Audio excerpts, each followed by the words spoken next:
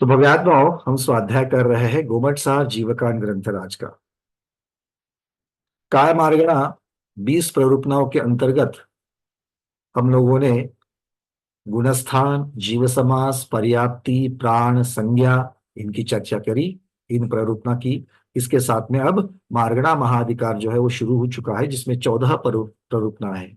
उसमें से सबसे पूर्व में हमने गति मार्गणा महाधिकार को देखा, उसके बाद में इंद्रिय मार्गणाओं को देखा, और अब जाकर के हम लोग काय मार्गणा की चर्चा कर रहे हैं। काय मार्गणा का पढ़ने का, काय मार्गणा को समझने का क्या फायदा है, हम क्यों कर रहे हैं? कोई बताएगा जल्दी से? काय मार्गणा हम लोग क्यों क्यों पढ़ रहे हैं? काय मार्गणा का अर्थ क्या होता है? अच्छा था ना, एक हफ्ता कोई प्रश्न नहीं पूछने वाला था, आते ही भैया ने चालू कर दिया। तो वार्म अप इसीलिए है क्योंकि हम लोग चिंतन पर आ जावे। कनकमाला छापिया दीदी बताइए। वंदना जी भैया, अब हम काम मार्ग पढ़ेंगे तब उनको पता चलेगा कि प्रसिद्ध की चीज क्या है, स्थावर जीव क्या है। और जब स्थावर जीवों के बारे में जानेंगे तो हमें पता लगेगा कि हमें कैसे पानी को कम है, कैसे बिजली कम जलानी है, कैसे वनस्पति को ध्यान रखना है, इस सब में पता चलेगा और हम अनर्थ से बचे इससे अगर आप बचेंगे। इसलिए हमको खास जानना तो जरूरी है। त्रस और स्थावर की अपेक्षा से आप जीव को, संसारी जीव को जानना चाहती है, बहुत सुंदर। जी चलिए सुरेश पहाड़ी जी, आप क्या कहना चाहते हो? आपने भी हैंड रेस किया है। वंदना भैया जी, शरीर के साथ में जो काय लगी है उसका अभ्यास कैसा हो उसका।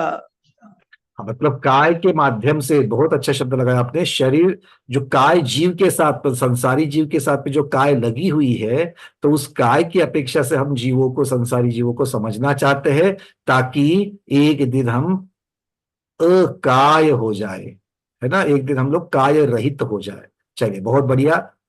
अब कौन बताएगा मुझे कि काय के दो मूल भेद कौन से होते हैं? एक मूल भेद बताना है और आगे प्रभेद बताना है, ठीक है? काय के कितने भेद होते हैं?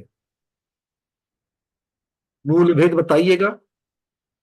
चलिए नीना दोषी दीदी बताइए, काय के मूल भेद।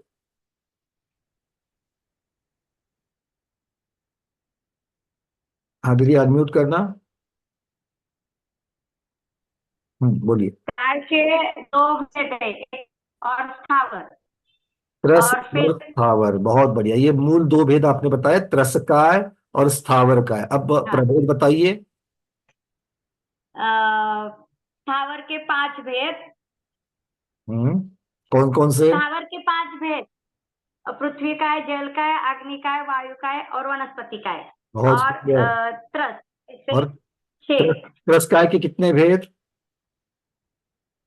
त्रस के विकलेंद्रिय और पंचेंद्रिय, पंचेंद्रिय के फिर सौतनीय और सौतनीय। अरे दीदी, वो तो इंद्रिय की अपेक्षा से हो गए। ओ अच्छा, हाँ हाँ।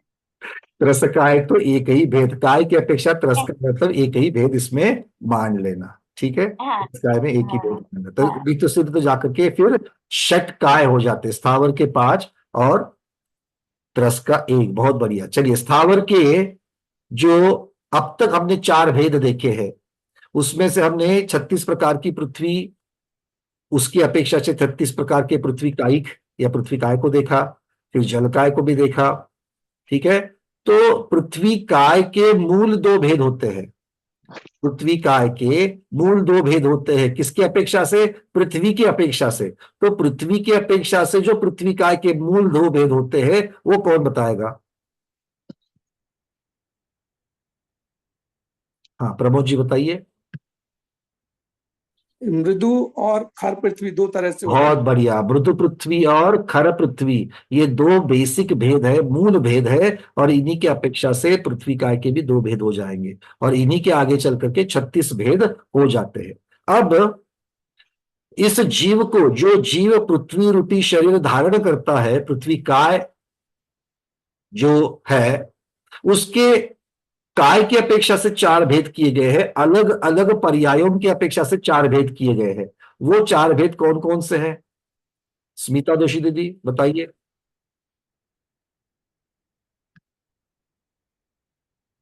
पृथ्वी, पृथ्वी जीव पृथ्वीकायिक आणि पृथ्वीकाय। बहुत बढ़िया, चलिए बहुत सुंदर। उसमें से पृथ्वी किसे कहेंगे? पृथ्वी कौन की? पृथ्वी अब देखो याद करना है, जो अब जो पारंपरिक ज्ञान है उसके ऊपर से उत्तर नहीं ठोकना है। जो हमने चर्चा करी है, जो मुख्य बिंदु आने चाहिए वो आने ही चाहिए, ठीक है।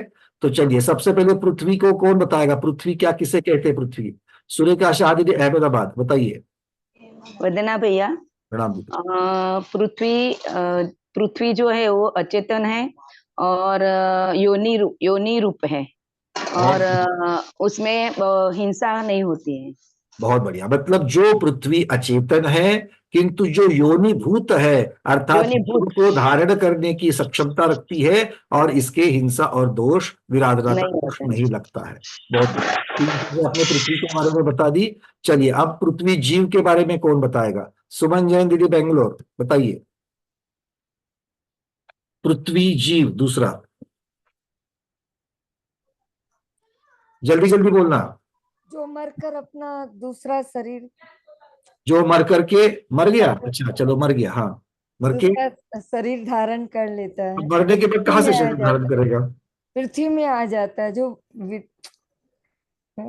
अच्छा तो आप पूर्व भव का मरण कह रही हो क्या? मुझे लगा इस भव का मरण, तो मैं सोचा इस भव में मरण करके फिर शरीर का आएगा। पुराना शरीर छोड़ करके आता है। हाँ मतलब पिछले भव के मरण के पश्चात विग्रह गति से जो जीव स्थावर नाम कर्म के उदय से पृथ्वी रूपी शरीर धारण करने जा रहा है, अभी विग्रह गति में है, वो कहलाता है पृथ्वी जीव। सुमन दीदी लिख लेना ठीक से सारे शब्द। मुझे मालूम है आपको अंदर आपको पता है, चिंतन करते हो तो आप सही बिल्कुल पहुंच जाओगी, ठीक है ना। फिर भी उत्तर भी आने चाहिए। क्या हो गया ना, अब बैंगलोर के लोगों में ऐसी धारणा बैठ गई है कि सुमन दीदी पिछले 3 वर्ष से बहुत बढ़िया स्वाध्याय कर रहे, तो आपको पूछेंगे लोग, ठीक है ना। तो अब इस प्रकार का उत्तर आना चाहिए। बहुत अच्छा, बट फिर भी आपकी धारणा बिल्कुल ठीक है। चलिए आगे बढ़ते हैं। पृथ्वी कायिक कौन बताएगा? पृथ्वी कायिक के बारे में सम्मति इंदिरा दीदी।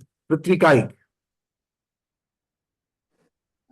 जिस जीव का स्थावर नाम कर्म का उदय है और पृथ्वी को ही अपना शरीर बना लिया है।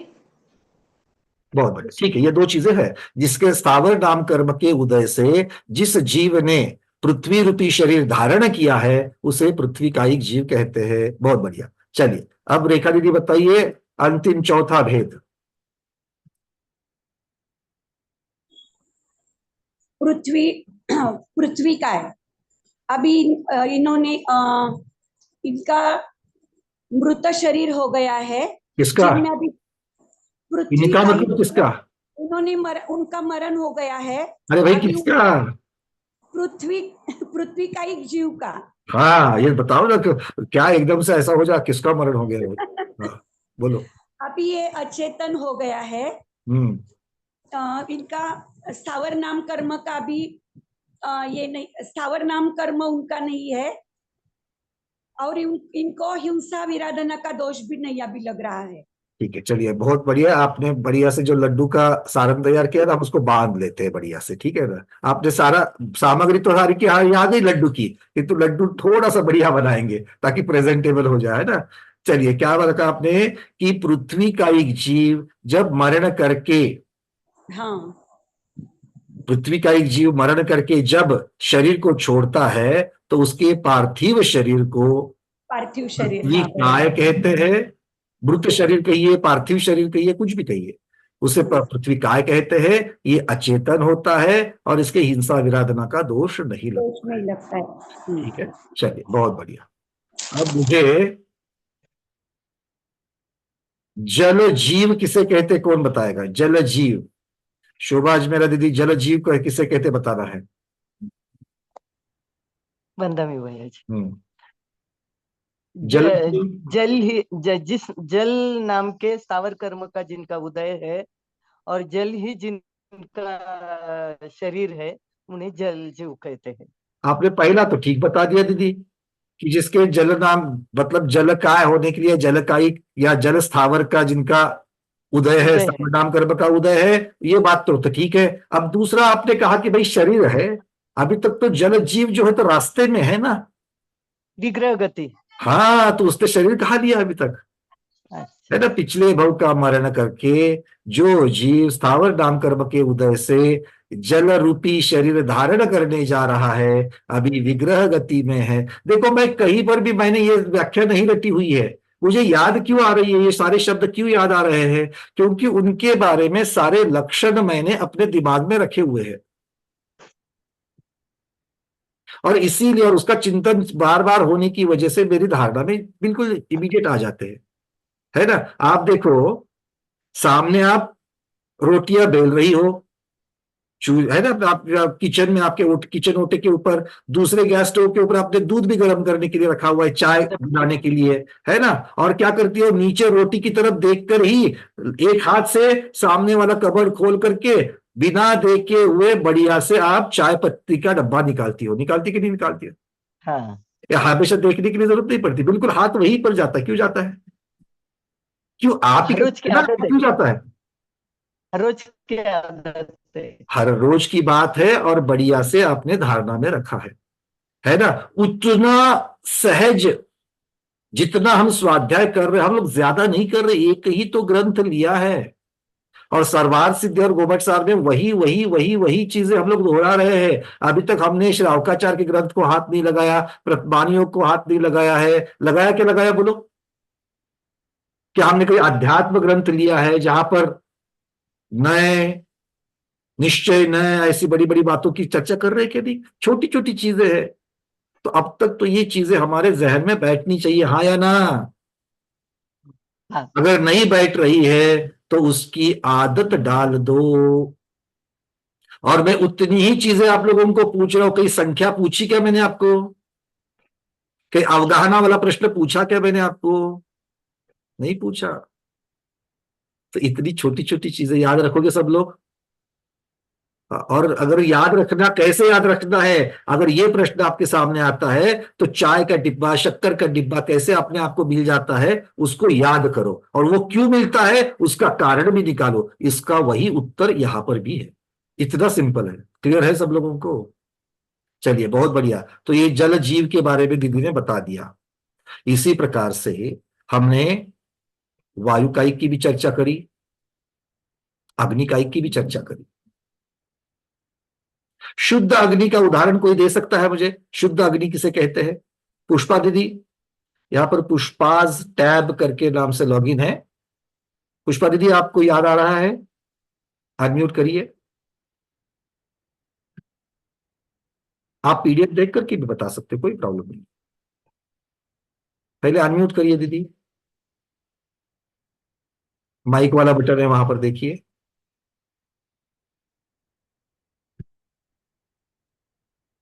चलिए, अनम्यूट हो रहा है कि देखिए, कोई बात नहीं। हेमा दीदी बताइए तब तक। वंदना भैया, जो बिजली है वो शुद्ध अग्नि है। बहुत बढ़िया। जो बिजली में कही गई है वो शुद्ध अग्नि का रूप बताया गया है। बहुत बढ़िया। अच्छा, उत्कली किसे कहते हैं, कौन बताएगा? उत्कली किसी को याद आ रहा है? उत्कली, उत्कली, उद्भ्राम, ये किसके भेद है? वनिता धेरावत दीदी, उत्कली उद्भ्राम किसके भेद है? जल के। जल के। चलिए, अनिता पहाड़ी दीदी, ये किसके भेद है? वायु के भैया, वायु के, वायु वायु के। पक्का? हाँ। लॉक कर दे? चलिए, बढ़िया। अनिता पहाड़ी दीदी, क्या लग रहा है आपको? उन्होंने जल से वायु के ऊपर शिफ्ट कर दिया। अनिता पहाड़ी दीदी, अनम्यूट करना पड़ेगा, आपकी दिव्य ध्वनि हम तक नहीं पहुंचेगी नहीं तो। चलिए, दीदी अनम्यूट नहीं कर पा रहे हैं। हाँ सर, हो गया, बोलिए। वायु का है। वायु का है। क्या फर्क है दीदी उद्भ्राम और उत्कली में?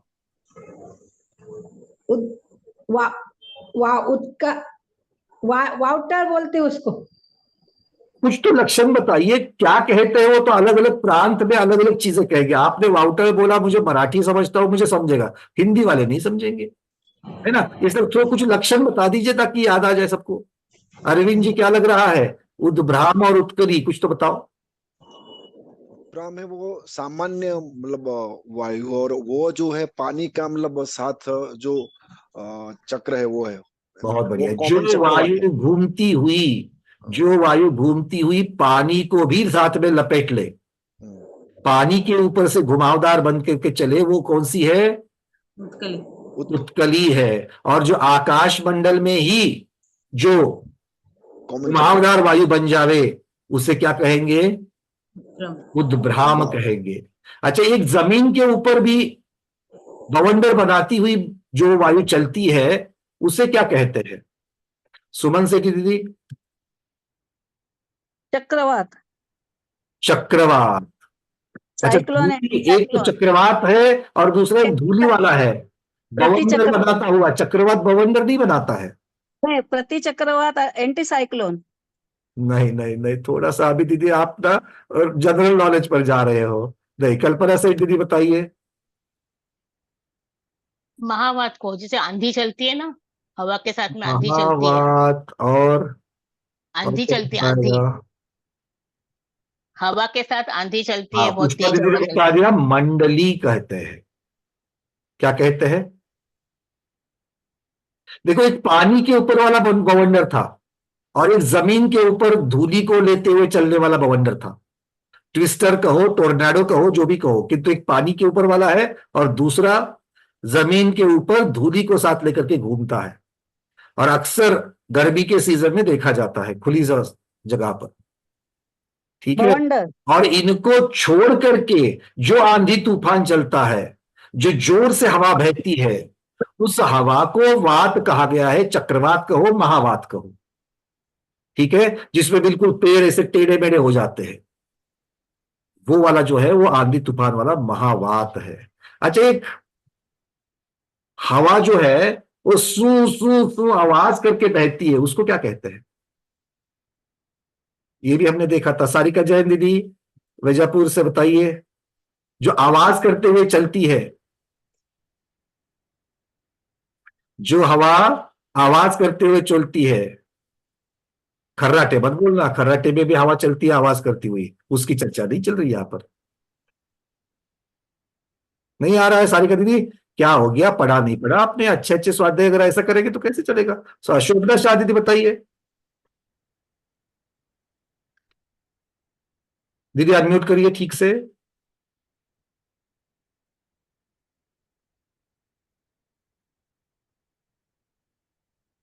जो आंधी कह रहे हैं वो उसका आंधी नहीं है, और वहां पर पीडीएफ में चित्र नहीं दिया गया, उसको समझाया गया था इसको, और मूल गाथा में शब्द है ये। शोभना दीदी, आपका अनम्यूट ठीक से नहीं हो रहा है, ये आप प्रयास करते रहिएगा। आपने हाथ ऊपर किया मतलब आपको आ रहा है। जो महावात लिख रहे हैं स्मिता दोषी दीदी, महावात भी नहीं है उसका। लीला जैन दीदी क्या कहना है? शोभना दीदी आपका अनम्यूट नहीं हो पा रहा है। दीदी तो आप अगर चार्ट में लिख सकते तो चार्ट में लिखिएगा। भाई यहां से कमांड तो दे रहा हूं। हाँ लीला दीदी बोलिए। वंदना, गुंजायमान वायु। गुंजायमान, बहुत बढ़िया। देखिए हेमांगी दीदी, विजयलक्ष्मी दीदी, आपने भी चार्ट में सही डाला है, और लीला दीदी बिल्कुल सही कहा आपने। जिसे गुंजा कहते हैं या फिर गुंजायमान, हमने बड़ी चर्चा करी थी इस चीज की। यूट्यूब के ऊपर वीडियो आ चुके हैं ना कि नहीं आए? अच्छा, प्रतियोगिता का ही अभ्यास चल रहा है। मुझे लगा प्रतियोगिता पोस्टपोन हो गई तो आपका अभ्यास पूरा हो गया। चलो कोई बात नहीं, आपने डबल अभ्यास प्रतियोगिता का किया, मतलब इस बार प्रतियोगिता में अच्छे अच्छे सबके नंबर्स आएंगे। बहुत बढ़िया। चलिए आगे बढ़े। थोड़ा सा ये वार्म अप चल रहा था, है ना। अग्नि की चर्चा करी, वायु की चर्चा करी, जल की करी। अब एक बात बताइए, ये जिस प्रकार से हमने चार चीजें कही, चार स्थावर की चर्चा की, अब इसके आगे सब लोग अपने अपने हैंड रेस को जो है निकाल दीजिए। अब यहां से अभी हम लोग अगले स्थावर की तरफ चलेंगे। आचार्य भगवान ने पहले सिर्फ चार स्थावरों की चर्चा करी है, और अब जाकर के वो पांचवें स्थावर वनस्पति काय की चर्चा करेंगे। इसको अलग से क्यों रखा? क्योंकि ये बहुत विशेष है, और जो स्वाध्याय करने पढ़ने बैठे हैं इस ग्रंथ को, उनके लिए उसके भक्ष और अभक्ष होने की अपेक्षा से ये बहुत महत्वपूर्ण विषय है। क्योंकि यहां पर इन जीवों के आश्रय से दूसरे जीव आ जाते हैं।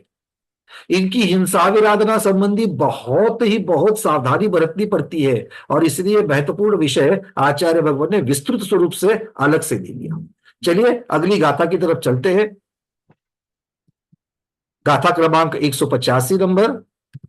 आचार्य भगवान अब यहाँ पर वनस्पति स्थावर के बारे में हमें बता रहे हैं। मैं यहाँ से आप सब लोगों को मैंने जो पीडीएफ के प्राथमिक आवृत्ति के दूसरा भाग भेजा हुआ है, किंतु अभी अभी भेजा है, तो हो सकता है कि आपके पास में वो रेडी हो या ना हो, किंतु यहाँ पर मैं आपको दिखाई रहा हूं। ठीक है, चलिए, चारों ग्रुप्स के ऊपर पहुंच गई है पीडीएफ, बाद में देख लेना। उदये दुवन फदिकम मस, उदये दुवन फदिकम मस्य ये जीवा वन फदी होन्ति, पत्तेयम सामन्नम पदिठिदिदरेति पत्तेयम। चलिए अर्थ करते हैं इसका। उदयेदु, उदय की वजह से, किसके उदय की वजह से? वनस्पति कम, वनस्पति नाम कर्म या वनस्पति नाम का स्थावर नाम कर्म, इसके उदय की वजह से क्या होता है? जीवा वनस्पति होती। विश्लेषण करने की जरूरत है। जीव वनस्पति होते हैं, और उस वनस्पति के कौन से भेद होते हैं? आचार्य भगवान कह रहे हैं पत्तेयम सामन्नम। पत्तेयम मतलब प्रत्येक, प्रत्येक, और सामान्यम अर्थात सामान्य कहिए या साधारण कहिए। तो प्रत्येक और साधारण ये दो इनके भेद होते हैं। और इसी गाथा में प्रत्येक वनस्पति जो होती है उसके और भी भेद होते हैं, उनकी चर्चा आचार्य भगवान इस दूसरे चरण में कर रहे हैं। वो कहते हैं पदिठिद इदरेति, दो शब्द मिल जाएंगे आपको। पदिठिद दिरेति दिख रहा है, तो उसमें से दो शब्द निकालिए, पदिठिद और इदरे। पदिठिद मतलब प्रतिष्ठित, और इधर है, इधर का अर्थ क्या होता है? उसका प्रतिपक्षी, उसका विरुद्ध। तो प्रतिष्ठित का विरुद्ध क्या हो जाएगा? अप्रतिष्ठित। ये किसके भेद है? क्योंकि आप तो चर्चा प्रत्येक और साधारण दोनों की कर रहे हैं, किसके है? आचार्य कहते हैं पत्तेयम। मतलब कुल मिलाकर के क्या अर्थ हो गया? वनस्पति नाम स्थावर नाम कर्म से, उसके उदय से जीव वनस्पति कहलाते हैं या वनस्पति काय को धारण करते हैं। इनके प्रत्येक वनस्पति और सामान्य या साधारण वनस्पति ऐसे दो भेद होते हैं, और प्रत्येक वनस्पति के प्रतिष्ठित और अप्रतिष्ठित ऐसे दो प्रभेद होते हैं।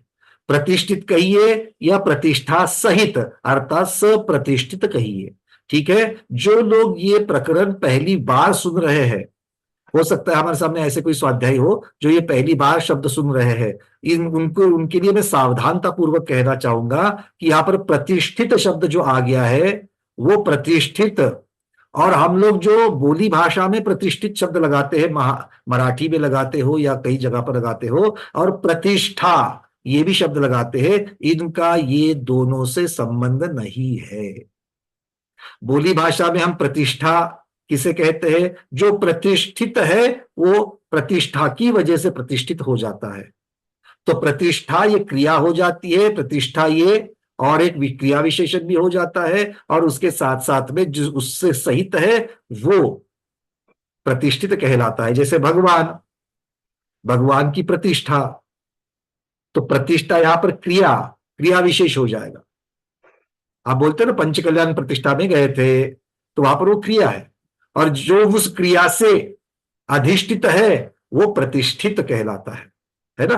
किंतु वो वाली चर्चा यहां पर नहीं है। यहां पर क्या चर्चा है? प्रतिष्ठित अर्थात जिनके आधार से, प्रतिष्ठा शब्द का अर्थ क्या लेना यहां पर? आधार, आश्रय। ठीक है, और आश्रय शब्द को भी गलत नहीं लेना। बहुत बार आश्रय शब्द का अर्थ क्या लगा लेते हैं? चरणों में चले जाना। यहां पर जब आश्रय लेना है सिर्फ चरणों में ही लेंगे जरूरी नहीं है, कहीं भी ले सकते हैं, किंतु आधार की अपेक्षा से यहां पर कहा जा रहा है। ठीक है, बातें समझ में आ रही है?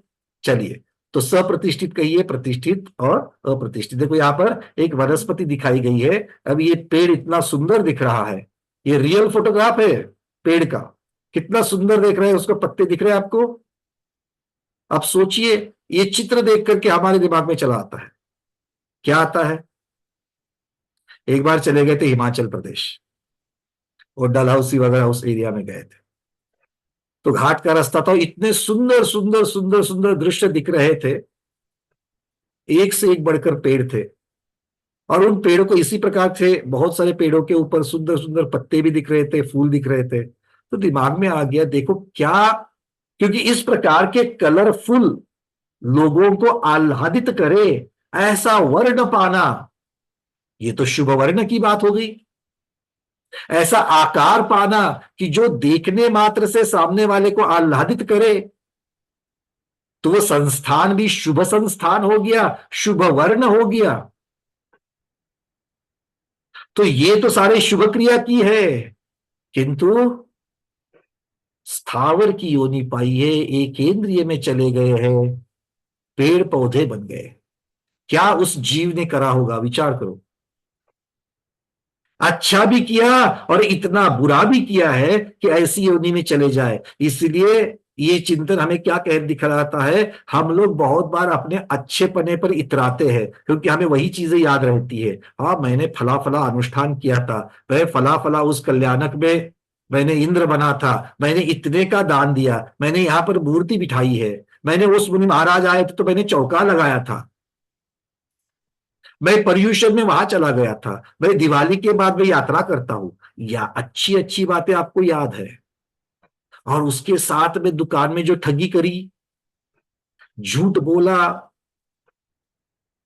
जीवों की हिंसा विराधना की तरफ ध्यान नहीं दिया, गरिष्ठता से भोजन कर लिया, विवाह में चले जाते हो तो घर की थाली कैसी होती है, और विवाह प्रसंग में चले जाते तो वहां पर थाली कैसे लेते हो।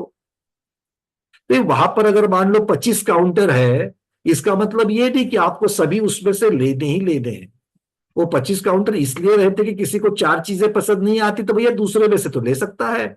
हमने देखा कई लोग जो है वो जैसे उनके ऊपर किसी ने नियम बनाया है कि जितने काउंटर है उसमें से सबको थोड़ा थोड़ा थोड़ा लेना है। अब रखने के लिए जगह नहीं होती थाली में, पूरी के ऊपर चावल, चावल में पूरी, पूरी में पता नहीं और क्या जलेबी रखेंगे। आप लोगों को ज्यादा बताने की जरूरत नहीं। ये इतना गरिष्ठता से भोजन क्यों भाई? ना वो शरीर के लिए अच्छा है और आत्मा के लिए तो है ही नहीं। ये कहां से आ रहा है? चारित्र मोहनीय कर्म की वजह से आ रहा है, राग भाव तैयार हो रहा है। क्लियर है? और ऐसी सब चीजें करने से ही चले जाते हैं कहा, अरे पंचेंद्रिय देव योनि पाती है, वहां से भी वनस्पति का एक पेड़ पौधे बन जाते हैं, देव पेड़ पौधे भी बन जाते हैं। आ रही है बातें समझ में? तो हमने अच्छी बातें जो करी उसको भी याद रखो, किंतु हर रोज इस बात को याद रखो कि मिथ्यात्व और पाप, ये अगर दो चीजें जो है, ये अगर हम लोग हर रोज कर रहे हैं, इसके बारे में हमें अगर सावधानता नहीं रह रही है, बोलते वक्त अगर हमें भाषा समिति की याद नहीं आ रही है, कैसे बोला जाए, कि भोजन करते वक्त अगर हमें सावधानी की याद नहीं आ रही है, सोते वक्त, उठते वक्त, चलते वक्त अगर हमें धर्म की याद नहीं आ रही है, तो कोई भी आपके जीवन का मतलब नहीं है। अशुभ कर्म बंद रहे, बंद रहे, बंद रहे। मंदिर में जाकर भगवान के सामने बैठ करके गुण ग्रहण का भाव रहे, नित दृष्टि न दोषों पर जावे, बिल्कुल रट करके आ गए वापस, और आते आते बाहर, अभी मंदिर से बाहर निकले भी नहीं थे, किसी के दोषों को उजागर कर दिया। लोगों में दोष ही दोष दिखने चालू हो गए। क्यों, क्या हो गया भैया? मेरी भावना भूल गए, मंदिर से बाहर निकलते ही भूल गए, तो क्या मतलब रह गया? समझ में आ रही है बातें? इसका वनस्पति काय से संबंध नहीं, ऐसा नहीं है। ये सब करोगे तो वनस्पति काय में चले जाओगे, इसीलिए बता रहा हूं, याद दिलाना मेरा काम है। आगे बढ़े, जल्दी जल्दी बढ़िए भैया, ये बहुत बातें डरावनी लगती है ना? वापस फिर से जाकर के स्थावर नाम कर्म पाना मतलब क्या है? चलिए अगली गाथा की तरफ बढ़ते जल्दी जल्दी। आचार्य भगवान यहां पर कह रहे हैं, प्रत्येक वनस्पति तो कह लिया उन्होंने, अब प्रत्येक वनस्पति मतलब कौन, प्रत्येक किसे कहा जाए? आचार्य भगवान कह रहे जिस वनस्पति के एक शरीर में एक जीव होता है वो प्रत्येक वनस्पति है। जैसे आम का वृक्ष, अशोक का पेड़, गुलाब का पौधा, गन्ना, जितनी भी हमें ये वनस्पतियां दिख रही है वो सारी वनस्पतियां आचार्य भगवान कह रहे हैं प्रत्येक वनस्पति है। क्या कहते हैं? एक वनस्पति मतलब एक शरीर में एक आत्मा एक जीव, तो एक शरीर में एक आत्मा। और साधारण वनस्पति इसका प्रतिपक्षी है, मतलब एक शरीर में अनेक जीव उसकी अपेक्षा से, किंतु अनेक जीव कैसा? स्वामित्व की अपेक्षा से। जैसे आपके घर में आप रहते हो, आपका परिवार भी रहता है, तो आपका घर आपका भी है, आपके परिवार का भी है। किंतु छिपकली का है क्या, मच्छर का है क्या, वो भी हर रोज आपके घर में रहती है, उसका नहीं है। तो स्वामित्व की अपेक्षा यहां पर समझना चाहिए। बातें समझ में आ रही है? अब यहां पर प्रत्येक शब्द का जब अर्थ होता है, प्रत्येक शब्द का अर्थ यह होता है कि पृथक पृथक। प्रत्येक शब्द का अर्थ क्या है? पृथक पृथक मतलब अलग अलग, मतलब एक शरीर उसका आत्मा अलग, बाजू में करो, दूसरा शरीर उसका आत्मा अलग, ये कहलाएंगे प्रत्येक वनस्पति। तो मन में प्रश्न आता है, ये तो वनस्पति के बारे में आपने कहा, तो क्या हमारे शरीर में कितनी आत्मा है? बोलो, जल्दी जल्दी बोलो, मुझे मेरा मालूम है, आप अपना अपना बताओ। आपके शरीर में कितनी आत्मा है? एक ही है ना? हाँ, एक है। उसके अलग अलग प्रदेश असंख्यात है, वो छोड़ दो, सब मिलाकर के एक ही आत्मा है। किसी किसी के शरीर में दूसरी आत्मा आ जाती है, वो छोड़ दो, रूप धारण कर लेता है, उसकी चर्चा यहां पर नहीं कह रहे। तो फिर हमें प्रत्येक कहा जाए क्या? हम प्रत्येक शरीर वाले हैं कि नहीं है? अच्छा, ये तो चलो, ये तो तरस की बात हो गई। कुत्ता, घोड़ा, बिल्ली, गाय, शेर, चींटी, मच्छर। सुरेश जी बोल रहे नहीं नहीं नहीं नहीं नहीं नहीं, ये प्रत्येक नहीं। अरे सुरेश जी, एक मच्छर के अंदर एक ही जीव होता है, और आचार्य भगवान ने आख्या दे रहे हैं जिस शरीर में एक जीव होता है वो प्रत्येक है। क्योंकि ये प्रत्येक किसके बारे में कह रहे हैं? प्रत्येक नामकर्म का उदय तो जीव का है, किंतु प्रत्येक किसकी अपेक्षा से कहा गया? शरीर की अपेक्षा से कहा गया। किसकी अपेक्षा से कहा गया? शरीर की अपेक्षा से। यह शरीर प्रत्येक शरीर है, यह शरीर साधारण शरीर है। अब प्रत्येक क्यों कहा? इस शरीर में एक ही आत्मा है, इसीलिए किंतु प्रत्येक कौन है? शरीर, और उपचार से आत्मा भी है। क्योंकि जीव कहते ना साधारण जीव, तो साधारण जीव क्यों? क्योंकि वो साधारण शरीर में रह रहा है, इसीलिए साधारण जीव। हमें क्या कहते हैं? पूना वाले कहते हैं। अब पूना वाले क्यों पूना में रहते? इसलिए। आ रही बात समझ में? तो उपचार कथन से भी तो हो जाएगा। अब इस प्रकार से बाकी स्थावरों की क्या स्थिति है? अब पृथ्वी का एक जीव को देखो, पृथ्वी का एक जीव में पृथ्वी का जो शरीर है, पृथ्वी काय का जो शरीर है वो इतना सा बहुत छोटा है। कितना छोटा है? घनांगुल के असंख्यातवें भाग प्रमाण। बहुत छोटा, बहुत बहुत छोटा, सोचने से पड़े, बहुत छोटा। तो वहां पर भी जितना शरीर है उसमें एक ही आत्मा है। जलकाय, उसमें भी एक शरीर में एक ही आत्मा। अग्निकाय, एक शरीर में एक ही आत्मा। इसका अर्थ यह नहीं कि जितनी अग्नि बड़ी दिख रही है, 2 फुट की तो अग्नि की ज्वाला दिख रही है, अब उसके अंदर बहुत सारे जीव है, किंतु हर एक का अपना अपना शरीर है। एक दूसरे के साथ में शरीर शेयर नहीं करते। वायु का है, वो भी वायु ऐसे ही है। मतलब अगर हम बात करेंगे तो पृथ्वी का है, जल का है, अग्नि का है, वायु का है और त्रस का है, इन सबके शरीर भी तो एक शरीर में एक आत्मा है। तो इनको भी प्रत्येक कहिए, इनको प्रत्येक क्यों नहीं कहा? बात समझ में आ गई? प्रश्न समझ में आ गया? क्योंकि ये प्रश्न आचार्य भगवान के सामने रखा गया कि भाई ये इनको प्रत्येक क्यों नहीं कहा आपने? तो आचार्य भगवान ने कहा ये बाकियों में वनस्पति छोड़ करके बाकियों में दूसरा भेद मिलता ही नहीं, होता ही नहीं। दूसरा मतलब कौन सा? साधारण वाला। साधारण वाला भेद होता ही नहीं। जब वो भेद होता ही नहीं तो सभी के सभी एक ही भेद वाले हैं और एक भेद वाले का कोई विशेष नहीं होता। आपके घर में अलग अलग चावल के डिब्बे हैं। एक चावल इडली डोसा बनाने का छोटा, दूसरा हर रोज का चावल बनाने की चावल, तीसरा पुलाव बनाने का दिल्ली राइस लंबा वाला। अलग अलग प्रकार के 3 प्रकार के चावल तो आपके घर में रखे हैं, किंतु तीनों के तीनों सफेद है। तो आप लोग किसी को बोलते हो क्या, घर के सदस्य को, वो ब्राउन कलर का चावल निकालो। ब्राउन चावल होते हैं,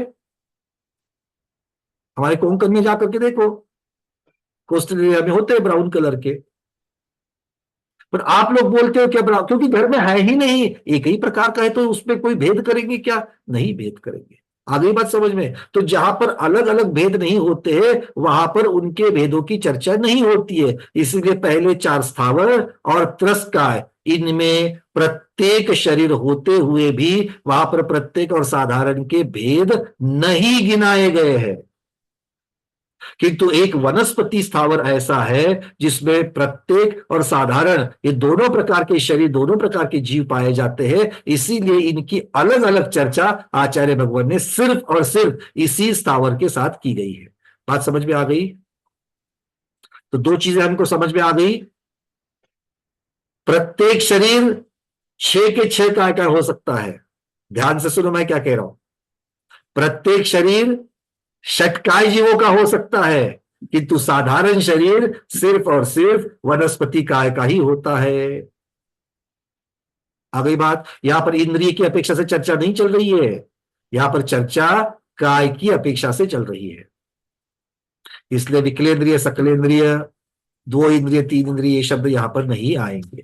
बातें समझ में आ रही है? क्लियर हो रहा है? जल्दी जल्दी हाँ बोलते जाओ।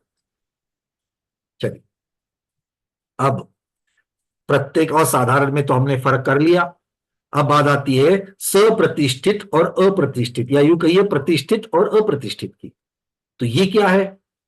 तो आचार्य भगवत कह रहे हैं अब ये किसके भेद है? प्रतिष्ठित और अप्रतिष्ठित किसके भेद है? पत्ययम था ना अंतिम शब्द गाथा का, पत्ते मतलब भाई किसके? ये प्रत्येक वनस्पति के भेद है। सप्रतिष्ठित और प्रतिष्ठित मतलब जिसके आश्रय से निगोदिया जीव आते हैं और जिसके आश्रय से निगोदिया जीव नहीं आते हैं, ये दोनों भी किसके भेद है? प्रत्येक वनस्पति के भेद है। अच्छी तरीके से घुसा लो अंदर। सप्रतिष्ठित अप्रतिष्ठित बिल्कुल कंफ्यूजन नहीं करना। ये नाम आते ही ये किसके भेद है? प्रत्येक वनस्पति के है। किसकी वजह से बन गए? वो दूसरा बाह्य कारण। कौन है बाह्य कारण? निगोदिया जीव।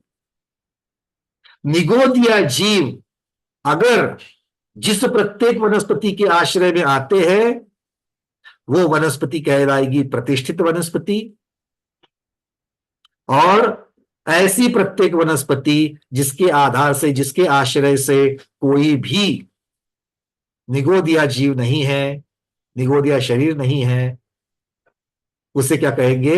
अप्रतिष्ठित। बात समझ में आ गई? सिंपल व्याख्या, जिस प्रत्येक वनस्पति के आश्रय से निगोदिया जीव रहते हैं वो सप्रतिष्ठित या प्रतिष्ठित कहलाती है, और जिस प्रत्येक वनस्पति के आश्रय से कोई निगोदिया जीव नहीं रहते हैं उन्हें अप्रतिष्ठित वनस्पति कहते हैं। अब जो हमेशा मैं प्रश्न पूछता हूं वही पूछ रहा हूं मैं। मेरे पास आम का पेड़ है, मेरे पास आम का पेड़ है, बारिश का सीजन आता है तो उसके ऊपर हरी हरी काई लग जाती है, हरी हरी काई लग जाती है। तो इसमें से प्रत्येक वनस्पति कौन है? काई या आम का वृक्ष? मीना विनायका दीदी कौन है? भैया जी आम का वृक्ष। आम का वृक्ष प्रत्येक वनस्पति है। क्यों दीदी? एक ही शरीर उसका स्वामी है। बहुत बढ़िया, एक शरीर में एक आत्मा है, बहुत बढ़िया। और काय में, काई जो रहती है उसमें शरीर तो एक है, आत्मा बहुत सारी है। ठीक है, अब इसमें से स्वप्रतिष्ठित किसे कहेंगे? काई को कहेंगे या आम के वृक्ष को कहेंगे? काई को कहेंगे या आम के वृक्ष को? आम के वृक्ष को ही कहेंगे। आम के वृक्ष को। चलो और किसी को पूछ लेते हैं। ठीक है, चलिए और कौन बताएगा? आदित्य जैन दीदी कलकत्ता से, किसे कहेंगे दीदी स्वप्रतिष्ठित? काई को। काई को। अच्छा, इन्होंने काई को कहा, इन्होंने आम के वृक्ष को कहा। ठीक है, और पूछ लेते हैं। चंदना जवारिया दीदी किसे कहेंगे? वंदना भैया जी काई को। काई को। सुमन जैन दीदी बैंगलोर किसे कहेंगे? जितने हाथ सबको पूछेंगे, चलो जल्दी जल्दी जल्दी। काई को। काई को। माया पखाले दीदी? भैया काई को। अंजना अर्चना जैन दीदी भरूच? भैया जी आम के पेड़ में, क्योंकि ये दीदी आम उत्तर आपके से कितना देना है, आम का पेड़ या काई? अभी आम का पेड़। अभी मतलब थोड़ी देर के बाद? नहीं, अभी मतलब आपने जो बोला उसके लिए बोल रही हूँ कि आम का पेड़। आम के पेड़ के ऊपर काई लगी है तो स्वप्रतिष्ठित किसे कहेंगे? आप कह रही हो आम के पेड़ को। ठीक है, चलिए बहुत बढ़िया। हेमांगी दीदी? जो आधार है वो बाद में चर्चा करेंगे, रुको। आम का पेड़ भी, आम का पेड़। आम का पेड़। विजयलक्ष्मी दीदी? पेड़, आम का पेड़। डॉक्टर मधु दीदी? काई को। काई को। स्नुषा केरकर दीदी? आम का। स्नुषा केरकर दीदी आवाज अनम्यूट करिएगा। प्रमोद जैन जी? आम के पेड़ को।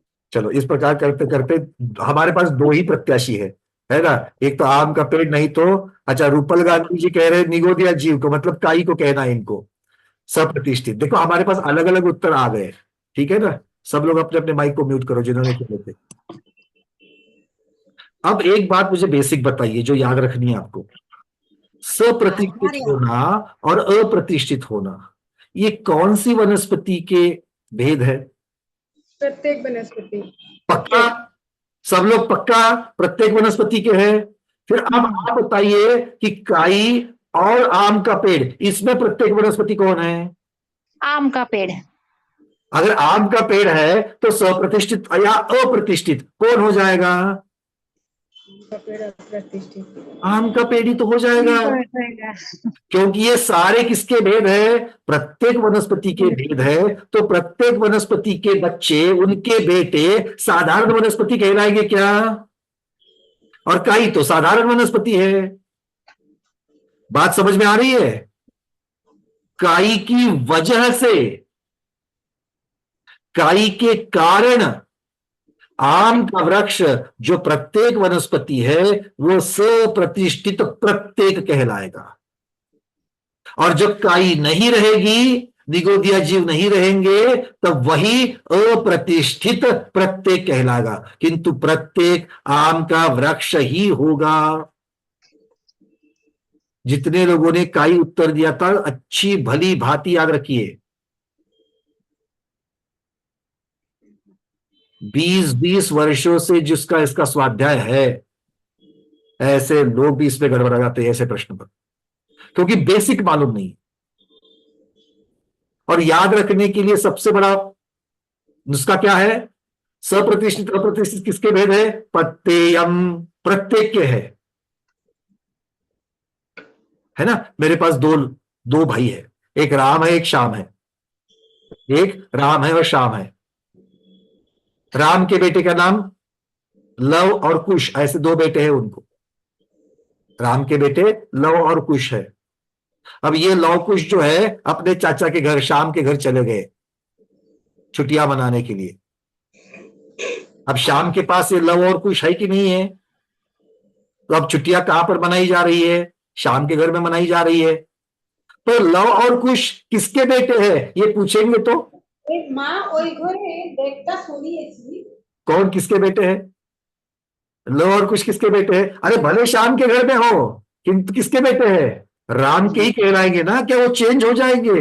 नहीं, तो सप्रतिष्ठित और अप्रतिष्ठित किसके भेद है? प्रत्येक वनस्पति के। और यहां पर प्रत्येक वनस्पति कौन है? आम का पेड़। क्लियर है? याद रखने के लिए इस प्रकार से याद रखो, ये क्लियर हो जाएगा, पक्का है? चलिए अब आपको और एक प्रश्न पूछ लेते हैं। महत्वपूर्ण प्रश्न है, सोचकर उत्तर देना। हमारा शरीर है कि नहीं है? हमारा शरीर है। हमारे शरीर के ऊपर बहुत सारे बैक्टीरिया, जीवाणु वगैरह होते कि नहीं होते? होते हैं। तो हम सप्रतिष्ठित है कि अप्रतिष्ठित है? पुरुष हो महिला हो, दोनों के ऊपर जीवाणु कीटाणु है। और अभी तो पसीना, गर्मी के दिन में बहुत पसीना आता है, और पसीने में तो बैक्टीरिया होते, जीवाणु होते। तो हमारे शरीर के आश्रय से, जैसे वहां पर आम के पेड़ के ऊपर काई लग रही थी, निगोदिया जीव थे, वैसे हमारे शरीर के आश्रय से भी निगोदिया जीव है। तो हम सप्रतिष्ठित है कि अप्रतिष्ठित है? बोलो। अलग अलग जो दिमाग में आ रहा है, जो चिंतन जा रहा है, बताओ सही क्या है, गलत क्या है, देखेंगे। ठीक है, चलिए एक एक को पूछ लेते हैं। शुरुआत करते हैं अलका बड़जादे दीदी, जिन्होंने अब तक उत्तर नहीं दिया उनको पहले पूछते हैं। हाँ अलका दीदी बोलो। वंदना भैया जी, ये सप्रतिष्ठित अप्रतिष्ठित तो सिर्फ वनस्पति काय के भेद है, बाकी तो सब प्रत्येक व्यक्ति, इसलिए अपने में कोई सप्रतिष्ठित अप्रतिष्ठित नहीं होगा। चलो दीदी ने उत्तर दे दिया, सप्रतिष्ठित अप्रतिष्ठित ये सिर्फ वनस्पति काय के, प्रत्येक वनस्पति के भेद है, और हम लोग प्रत्येक वनस्पति नहीं है, इसलिए ऐसा नहीं कहा जाएगा। मतलब प्रत्येक तो आते हैं, प्रत्येक तो 6 और 6 का जीव प्रत्येक ही रहते हैं, लेकिन उसमें ये भेद नहीं होते सप्रतिष्ठित अप्रतिष्ठित। चलो ठीक है, आपकी जो भावना, आपको जो कहना है वो तो यहाँ पर दर्ज हो गया। ठीक है, तो ये एक मत प्रवाह आपने रख दिया। ठीक है, चलिए सुषा दीदी आप बताइए। वही वनस्पति का एक भेद है, इसलिए हमारा शरीर सप्रतिष्ठित अप्रतिष्ठित नहीं कहा जाएगा, ऐसा आप कह रहे हो। चलिए प्रमोद जी आपको क्या कहना है? ऐसा है कि हमारा शरीर में हमारी सवारी का मालिक तो आत्मा एक ही है, बाकी जीव हमारे आश्रय से रहते हैं, लेकिन वो इसके मालिक नहीं है। बेसिकली अगर प्रत्येक, जैसे कि माना है कि प्रत्येक का ही एक हमारा वो है, तो उसमें जो है, इसलिए वो जो है अप्रतिष्ठित मतलब माना जाएगा उसको। हालांकि भेद नहीं है, लेकिन फिर भी अगर उसको कहेंगे तो अप्रतिष्ठित ही है वो। मतलब आपको कहना है कि हमारा शरीर अप्रतिष्ठित माना जाएगा। अब एक प्रश्न आपके कथन से मेरे मन में आ गया, क्योंकि शब्द आपने ये लगाए कि हमारे शरीर का स्वामित्व उनका नहीं है।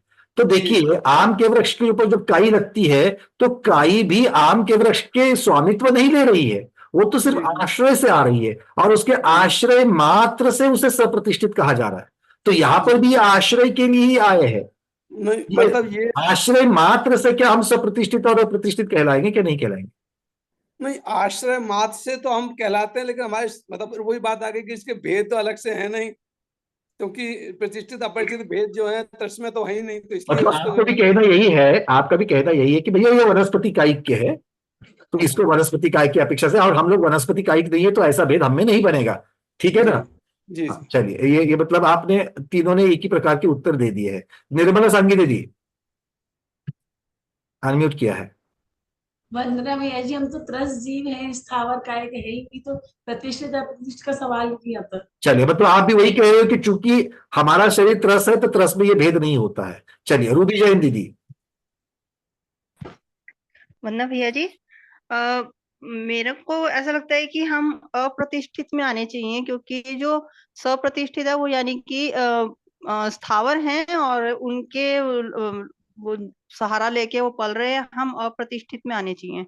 मतलब आपका कहना यूं है, जैसे प्रमोद जी ने थोड़ा सा फर्क हम किया था स्थावर में नहीं है ना, कि हम स्थावर में नहीं है, सप्रतिष्ठित अप्रतिष्ठित ये भेद जो है ये स्थावर में होता है, किंतु हम चूंकि हमारे आश्रय से है, बट हम अप्रतिष्ठित ही कहलाएंगे। मतलब चूंकि क्या है ना कि आप अप्रतिष्ठित का भेद लगा रही हो। कई लोगों ने कहा कि भैया ये सिर्फ स्थावर में भेद होते, हमें भेद नहीं होगा। कई कह रहे हैं कि सप्रतिष्ठित भेद जो है वो सिर्फ स्थावर में होता है, इसलिए हम अप्रतिष्ठित है। क्या आपको भी यही कहना है दीदी? मेरा मतलब यह है कि प्रतिष्ठित का मतलब मैंने जो लगाया है वो ये लगाया है कि जो स्थावर है, तो जो सप्रतिष्ठित मतलब कि वो सुनिए, अप्रतिष्ठित भी स्थावर में आते हैं।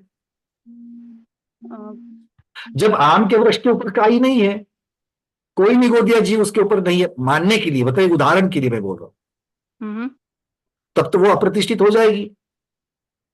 नहीं, ऐसा तो नहीं है कि हमारे पर कोई जीव नहीं है, ऐसा तो नहीं है। तो फिर हम सप्रतिष्ठित अप्रतिष्ठित है या नहीं है? प्रश्न यही है। हम सप्रतिष्ठित है। तो बेसिक ये आपको चिंतन करना है कि भैया ये भेद स्थावर के साथ साथ में त्रस में लगाया जाए कि नहीं लगाया जाए, ये पहला चिंतन आपका। और अगर लगाया जाए तो फिर सप्रतिष्ठित है कि अप्रतिष्ठित है, ये एक अपेक्षा से हम सप्रतिष्ठित हो सकते हैं। एक अपेक्षा से सप्रतिष्ठित हो सकते हैं, ये एक नया मत प्रवाह रूबी जयंत दीदी ने दे दिया। मतलब हमारे शरीर के आश्रय से जीव रहते हैं और हम भी उनके आश्रय से रहते हैं। अपेक्षा से हम सप्रतिष्ठित कहला सकते हैं। मतलब अब सप्रतिष्ठित आप स्थावर में भी लगा रही हो और त्रस में भी। ठीक है रूबी दीदी, क्लियर है, पक्का है? हाँ जी भैया जी। चलिए आगे बढ़ते। शोभना दीदी, आपका माइक खुल चुका है, बोलिए। हाँ, मुझे ऐसी शंका थी कि अपने शरीर, हमारे शरीर में सेल से भरा हुआ है, यानी निगोदिया जीव, बैक्टीरिया, कुछ भी कहो, सेल से भरा हुआ है, तो हम क्या हमारे शरीर को हम क्या कहेंगे? प्रश्न यही है दीदी, तो प्रश्न यही है। तो आपको क्या लगता है, हम सप्रतिष्ठित अप्रतिष्ठित कहे या यूं कहिए जैसे बाकी ने कहा कि भैया ये भेद यहाँ नहीं लागू होगा? हमारे सेल्स के बिना हम नहीं जीते, सेल्स है इसलिए हम जी रहे हैं, तो हम हमारे शरीर को हम क्या कहेंगे? तो आपको कहना क्या है, सिंपल बताइए मुझे, सप्रतिष्ठित अप्रतिष्ठित कहे या ना कहे? पंकज जी, आचार्य भगवान बताइए, बोलिए आचार्य भगवान। हम मनुष्य है, हमारे मनुष्य गति, मनुष्य आयु का उदय चल रहा है और हम गर्भज मनुष्य हैं। अब यहाँ पर सप्रतिष्ठित और अप्रतिष्ठित का जो भेद बना है, ये स्थावर संबंधी, वनस्पति संबंधी, प्रत्येक संबंधी ये भेद बने हैं। प्रत्येक में ही सप्रतिष्ठित और अप्रतिष्ठित, ऐसा आधार सहित वह सप्रतिष्ठित, आधार रहित है वह अप्रतिष्ठित। अब ये एकेंद्रीय में ही घटित होता है, क्योंकि ये समूर्चन जीव है। ये सारे, चाहे वह सप्रतिष्ठित हो चाहे अप्रतिष्ठित हो, समूर्चन से उत्पन्न होने वाले हैं। और हम मनुष्य गर्भज है, इसीलिए हम इस प्रकार विभाजन नहीं कर सकते। ये बात अलग है। हमारे शरीर के एक एक अवयव जो पुद्गल पिंड रूप है, उसके आश्रित समूर्चन जीव, चाहे वो पंचेंद्रिय जीव भी उत्पन्न हो सकते हैं, लेकिन उसको अपन सप्रतिष्ठित नहीं कर सकते, क्योंकि आगम में इस प्रकार का भेद विभेद नहीं किया गया है। अच्छा आचार्य जी, आपके शब्दों से मेरे मन में एक जिज्ञासा उठी है, तो बड़ी विनम्रता से मैं पूछ रहा हूं आपको। आपने शब्द लगाया कि वो जो जीव है वो समूर्चन जीव है, जो पनप रहे हैं। तो भले हम गर्भज है, किंतु हमारे शरीर के ऊपर भी तो समूर्चन जीव आकर के पनप रहे हैं। तो उनकी अपेक्षा से क्या मेरा शरीर सप्रतिष्ठित कहलाएगा या नहीं कहलाएगा? बस ये प्रश्न है। मतलब नहीं कहलाएगा। नहीं कहलाएगा, आचार्य जी कह रहे नहीं कहलाएगा। चलिए, और किसी को कुछ कहना है? और किसी को पूछना रह गया? विजयलक्ष्मी दीदी, उसके बाद सुबंसिनी दीदी, जल्दी जल्दी चलो। ये मतलब त्रस में भेद नहीं होते, खाली इसमें छोटे भेद होते हैं। तो आप बिल्कुल वैसे ही जा रहे हो। अरविंद जी बोलिए। उपचार से सप्रतिष्ठित कहेंगे उसको। क्या क्या? फिर से बोलो। उपचार से। उपचार से क्या कहेंगे? सप्रतिष्ठित। आपने मत प्रवाह दे दिया, रूबी जयंत दीदी ने जैसे कहा वैसे। उपचार का तो किसी अपेक्षा से कहा। ठीक है, चलिए आप इसको भी रजिस्टर कर लेते हैं। जागृति दीदी, आपको क्या कहना है? ये भेद मनुष्य में होते ही नहीं, ही लगाना है। मैं आधे से ज्वाइंट हूँ। एक इसका एक्चुअल क्वेश्चन क्या है मुझे नहीं पता। अच्छा, ये तो मैं आपको बताता हूँ। सप्रतिष्ठित अप्रतिष्ठित किसके अपेक्षा से होता है? निगोदेय जीव के आश्रय की अपेक्षा से होता है। मतलब अगर किसी प्रत्येक शरीर के ऊपर अगर निगोदेय जीव अगर चले जावे, उसका आश्रय लेवेंगे, तो मूल में जो प्रत्येक वनस्पति है वो सप्रतिष्ठित कहलाती है। ठीक है। अब हमारा भी शरीर प्रत्येक शरीर है, तो हमारे भी तो शरीर के आश्रय से निगोदिया जीव है। तो ये निगोदिया जीव हमारे शरीर पर आने की वजह से क्या हमारा शरीर सप्रतिष्ठित कहलाएगा या नहीं कहलाएगा? नहीं कहलाएगा। अच्छा, नहीं कहलाएगा। चलो, और कोई रह गया? हाँ, सुनीता बज दीदी।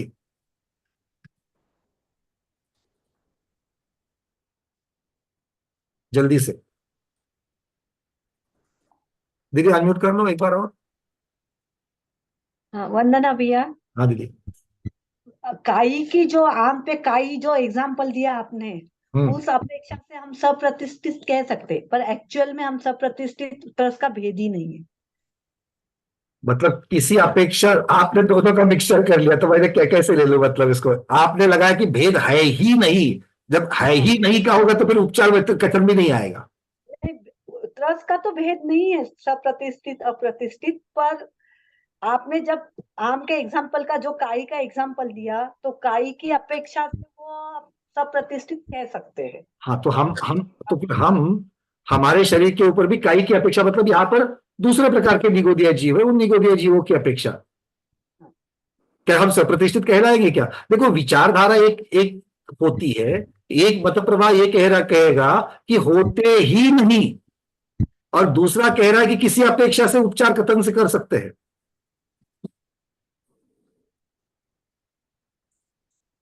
चलिए, तो अब आचार्य भगवान के सामने यह प्रश्न रखा गया था।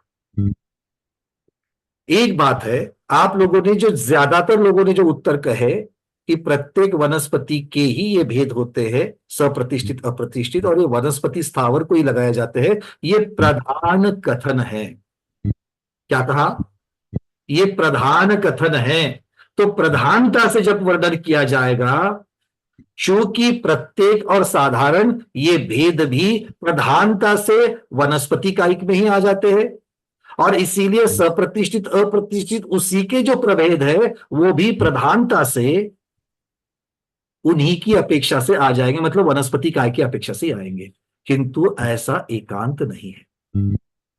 आचार्य भगवान कहते हैं, चूंकि हमारा शरीर भी प्रत्येक शरीर है, तो प्रत्येक शरीर के आश्रय से जब निगोदिया जीव आ जाएंगे, तो वो निगोदिया जीव की वजह से प्रत्येक शरीर सप्रतिष्ठित कहलाता है। इस व्याख्या के अनुसार मनुष्य का शरीर भी उपचार कथन की अपेक्षा से, गौणता की अपेक्षा से क्या कहलाएगा? सप्रतिष्ठित कहलाया जा सकता है। किंतु उपचार की अपेक्षा से बहुत महत्वपूर्ण है, क्योंकि अनेकांतवाद स्याद्वाद की अपेक्षा से जब कथन होता है, तो आचार्य कहते कि ऐसा एकांत नहीं कहना। जैसे इन्होंने पहले भी ऐसे लगाया था कि प्रत्येक का भेद अकेले वनस्पति में ही होता है, ऐसा एकांत नहीं करना।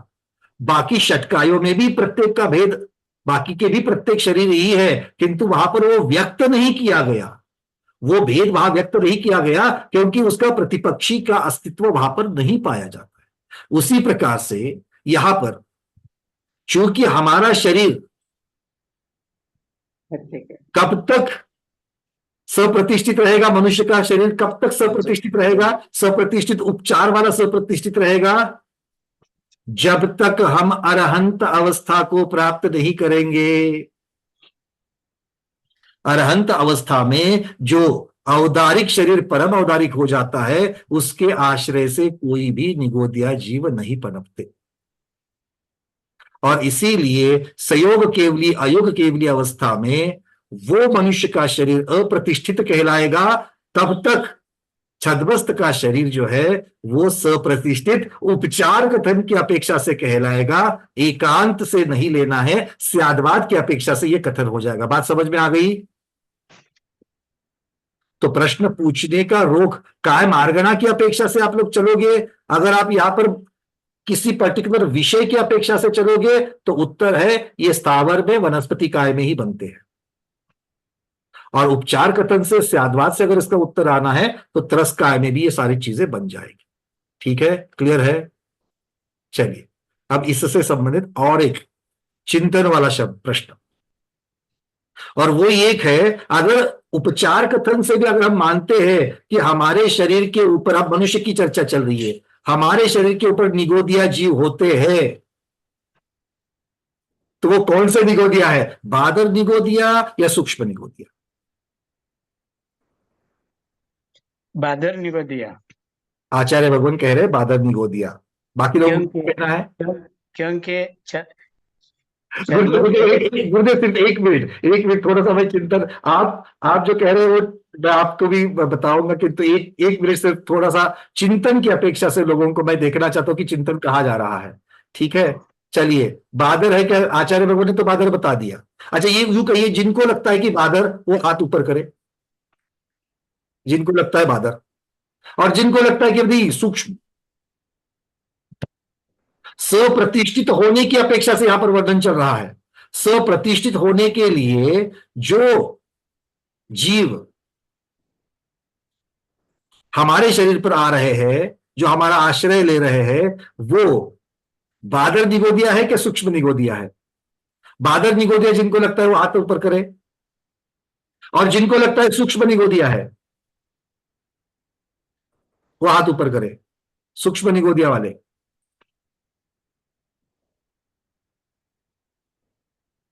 अलका बड़जात्या दीदी ने हाथ ऊपर किया है, और पारस पाटनी साहब। चलो पारस पाटनी साहब, आज आपसे बात ही नहीं हुई है, तो पारस सर आप बताइएगा, आप सूक्ष्म निगोदिया क्यों मान रहे हो?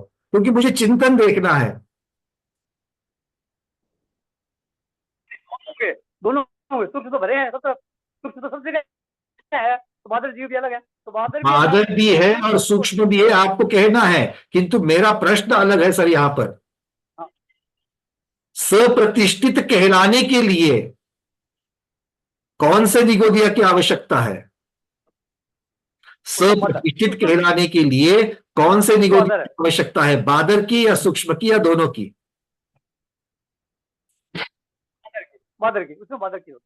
बादर की। अच्छा, और कोई? डॉक्टर मधु दीदी क्या लगता है? हमारे शरीर में जो पाए जाएंगे वो सूक्ष्म निगोदियां। मतलब आपको कहना कि सप्रतिष्ठित पना सूक्ष्म निगोदिया की वजह से आएगा? क्योंकि वो एक भी प्रदेश सूक्ष्म जीवों के बिना नहीं है, तो लोग मेरा का एक भी सिंपल प्रश्न है दीदी, हाँ या ना? सप्रतिष्ठित पना बादर निगोदिया की वजह से आएगा या सूक्ष्म निगोदिया की वजह से आएगा? जब मैं उत्तर बताऊंगा ना, तो आप लोगों को लगेगा हाँ इतना क्लियर तो है ये। सुनो, उत्तर तो अपने आप आपको मिल जाएगा, और आचार्य भगवान ने बता भी दिया बादर। और आचार्य भगवान जो बताने जा रहे थे, मैं वही चीज आपको बता रहा हूं। या फिर आचार्य श्री को कहते हैं, आचार्य श्री आप बादर है। मैं पंकज जी इसका उत्तर देता हूँ, यूं थोड़ा सा। आचार्य श्री प्लीज, आपके आज्ञा हो तो। गुरुदेव आपकी अनुकंपा बनी रहे, आप कभी भी कुछ भी आप यहाँ पर उत्तर दे सकते हैं। मैं सिर्फ आपको कभी कभी थोड़ा सा रोकता हूँ, मतलब मैं वो क्या कहता हूँ, मैं उसकी क्षमा मांग करके कहता हूँ कि उसमें भाव यही रहते कि लोगों का थोड़ा सा जो है ना चिंतन की तरफ जाए। आचार्य भगवान आप कभी भी कुछ भी कह उत्तर दे सकते हैं, बताइए गुरुदेव। और आपके तो होते ही नहीं है ये। पहली बात तो सूक्ष्म जीव के लिए आधार की आवश्यकता नहीं होती। बहुत सुंदर, सब लोग ध्यान से सुनना इस बात को कि बादर क्यों और सूक्ष्म क्यों नहीं। बादर और सूक्ष्म दोनों प्रकार के जीव हमारे शरीर में हैं।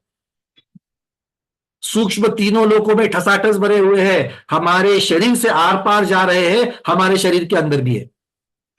दूसरी बात, अभी इसके पहले आपने मुद्दा उठाया था, औदारिक शरीर जो अरिहंत होने के पहले छद्मस्त अवस्था में, ध्यान की अवस्था में, जो सूक्ष्म जीवों के आधार आश्रित जो जीव के जीव संहार को प्राप्त होते हैं, और बाद में परम औदारिक शरीर प्राप्त होने के बाद उस शरीर से पूरे ही जीव बगल होते हैं, वह बादर जीव की अपेक्षा कथन है। अगर उपचार से हम मान ले मनुष्य के शरीर को भी सप्रतिष्ठित कदाचित मान ले, तो वह किस अपेक्षा, बादर जीवन की अपेक्षा।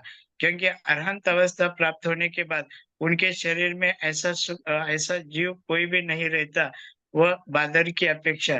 क्योंकि संहार को प्राप्त हो गया अरहंत अवस्था पहुंचने के बाद ध्यान के माध्यम से, तो सूक्ष्म जीव न बाधित होते हैं न बाधा को प्राप्त होते हैं।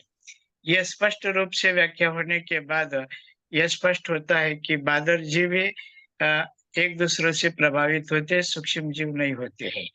इसलिए हमारे शरीर में जो जीव है वह सूक्ष्म जीव की अपेक्षा सप्रतिष्ठित नहीं कहा गया, बादर जीव की अपेक्षा कहा गया है। बिल्कुल ठीक। इसका मतलब एक लाइन में अगर इसका सार निकाले आचार्य भगवान ने जो बताया, वो सप्रतिष्ठित पना या अप्रतिष्ठित पना जो है वो बादर निगोदिया की अपेक्षा से है, क्योंकि व्याख्या ही कहती है इनके आश्रय से, इनके आश्रय से। तो आश्रय आधार किसको लगता है? बादर को लगता है क्या सूक्ष्म को लगता है? सूक्ष्म को तो किसी प्रकार के आधार की जरूरत नहीं है, आधार की जरूरत बादर को ही होती है। और इसीलिए जहां जहां सप्रतिष्ठित और अप्रतिष्ठित की चर्चा चलती है, फिर वो एकेंद्रीय स्थावर की अपेक्षा से हो या फिर मनुष्य आदि की उपचार कथन की अपेक्षा से हो, अरहंत अवस्था की अपेक्षा से हो, ये सारा सप्रतिष्ठित पना या अप्रतिष्ठित पना जो है वो बादर निगोदिया जीवों की अपेक्षा से ही है, क्योंकि बादर जीवों को ही आश्रय की जरूरत होती है। याद रखने के लिए, याद रहेगा, कभी भी इसके ऊपर भ्रांति नहीं होनी चाहिए बादर के है कि सूक्ष्म की है। बादर निगोदिया की अपेक्षा से सारा वर्णन चल रहा है, क्योंकि बादर को ही आश्रय की जरूरत होती है। क्लियर है? तो सिद्धांत की अपेक्षा से अगर हम अपनी चीजों को याद रखेंगे तो हमें कभी संशय नहीं आ जाएगा। क्लियर है? सब लोगों को बातें समझ में आ रही है? चलिए, तो इस प्रकार से ये यहां पर वर्णन मुख्यतः से बादर की अपेक्षा से सप्रतिष्ठित पना, ये वर्णन आ गया। प्रधानता से ये वनस्पति काय में पाया जाएगा और उपचार कथन से बाकियों में भी पाया जाएगा। हाँ हेमांगी दीदी, आप कुछ बोलना चाहती हो, बोलिए। वंदना भैया, अभी आचार्य ने दूसरा जो पॉइंट बताया वो समझ में नहीं आया। कौन सा? point? बोलो, आप आचार्य भगवान को रिक्वेस्ट करेंगे, बोलिए। आचार्य ने अभी जो 2 पॉइंट्स बताए ना, पहला तो वो और दूसरी बात उन्होंने जो कही वो छद्मस्त और जो अरहंत अवस्था है वो भी बादर निगोदिया की अपेक्षा से ही आएगा, क्योंकि वहां पर भी सप्रतिष्ठित पना छद्मस्त में कहा गया और अप्रतिष्ठित पना केवली अवस्था में कहा गया। तो वो किसकी अपेक्षा से है? तो वो बादर निगोदिया की अपेक्षा से है, क्योंकि सूक्ष्म जीव छद्मस्त के भी आर पार जाते हैं, सूक्ष्म जीव अरहंत के भी आर पार चले जाते हैं, फिर परम अवतारिक हो तो भी चले जाते हैं, किंतु उनकी हिंसा विराधना होती नहीं, क्योंकि उनको किसी के आधार की जरूरत नहीं है। जिसको आधार की जरूरत है और आधार निकल जाए तो हिंसा विराधना हो सकती है, किंतु सूक्ष्म में वो चर्चा ही नहीं चलेगी। तो आचार्य भगवान ने ये कहा कि ये जो सारा का सारा जो सप्रतिष्ठित या अप्रतिष्ठित उपचार कथन भी अगर कहा जाए छद्मस्त और अरहंतों में, ये भी बादर निगोदिया की अपेक्षा से ही होगा, ये सूक्ष्म निगोदिया की अपेक्षा से नहीं होगा। जी ठीक है, चलिए। अब किसी को और इसके ऊपर और चर्चा करनी है? प्रत्येक वनस्पति साधारण वनस्पति, षटकाय में प्रत्येक होते ही होते हैं, किंतु सिर्फ वनस्पति कायिकों में ही साधारण होते हैं। सप्रतिष्ठित पना या अप्रतिष्ठित पना ये प्रत्येक वनस्पति में आता है, ये प्रधान वर्णन, बाकियों में गौण उपचार कथन। और जो सप्रतिष्ठित पना और अप्रतिष्ठित पना जो है वो मुख्यतः से बादर निगोदिया जीवों की अपेक्षा से है, सूक्ष्म निगोदिया की वजह से नहीं है। बादर निगोदिया जो है, बादर निगोदिया जीवों को ही आधार की आश्रय की जरूरत होती है। चलिए, कुछ अभी प्रश्नोत्तर के लिए हाथ ऊपर है, उनकी चर्चा करते हैं। 10 मिनट समय हमारे पास है, आगे बढ़ेंगे, फिर एक एक लाइन से लेते हैं। आचार्य भगवान, आपने हैंड रेज किया है? शायद गलती से हुआ है। डॉक्टर मधु दीदी बोलिए।